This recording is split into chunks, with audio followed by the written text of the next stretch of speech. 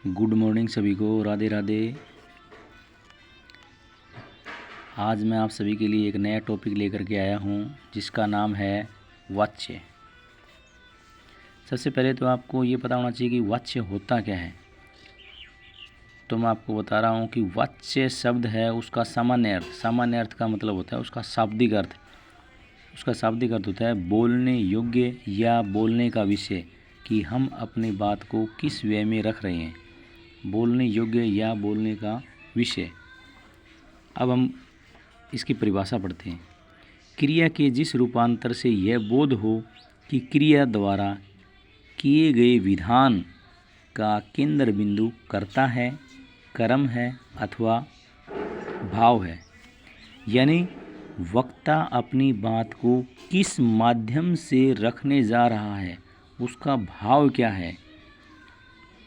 तो वाच्य का मीनिंग ये हुआ कि जैसे हमने कहा कि रोहन से खेला नहीं जाता, या रोहन फुटबॉल खेलता है, या रोहन के द्वारा फुटबॉल खेली जाती है, या रोहन फुटबॉल नहीं खेल सकता।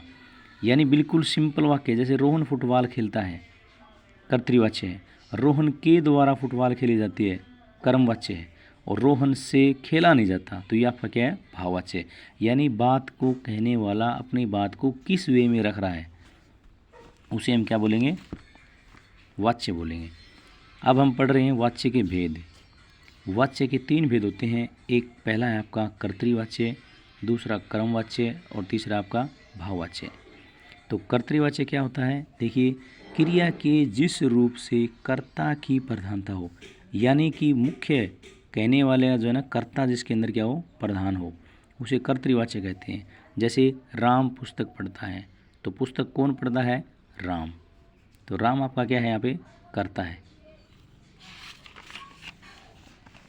इसके बाद हमारा दूसरा पॉइंट है, पहले जो कर्तृवाच्य होता है, कर्तृवाच्य के अंदर यदि आपका ये पूछा जाए कि कर्तृवाच्य में कौन सी क्रिया होती है, तो कर्तृवाच्य के अंदर सकर्मक और अकर्मक दोनों क्रियाएं होती हैं।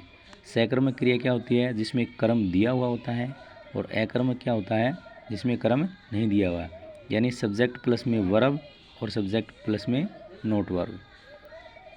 जैसे बच्चे खेलते हैं या बच्चे गेंद से खेलते हैं।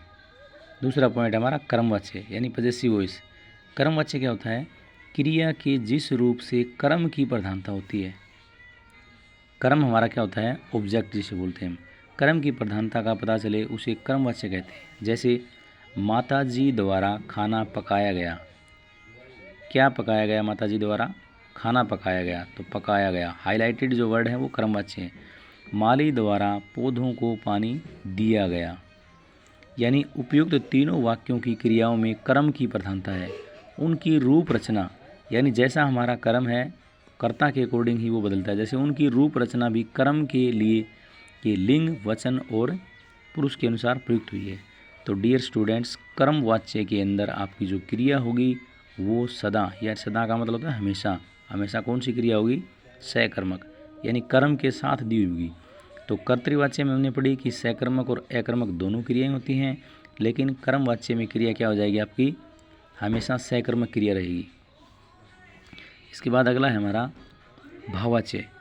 भाववाच्य क्या होता है, जब वाक्य में क्रिया का प्रयोग कर्ता और कर्म के अनुसार न होकर के, यानी काम को जो करने वाला उसे कर्ता बोलते हैं और जिसका प्रभाव पड़ता है वो कर्म होता है।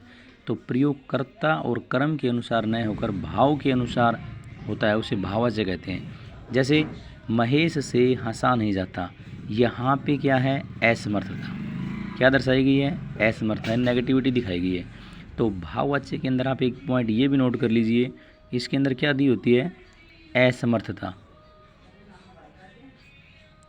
वाक्य के अंदर क्या दर्शाई जाती है, असमर्थता, कि उससे चला नहीं जाता, उससे खाया नहीं जाता, वह चुप नहीं बैठ सकता।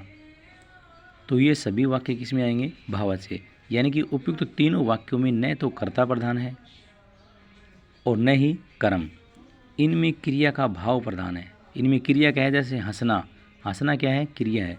क्रिया की पहचान आपको बता देता हूँ मैं। क्रिया क्या होती है, जिस कोई शब्द है और उसके पीछे यदि ना लग जाए तो हमारी क्या बन जाती है, क्रिया।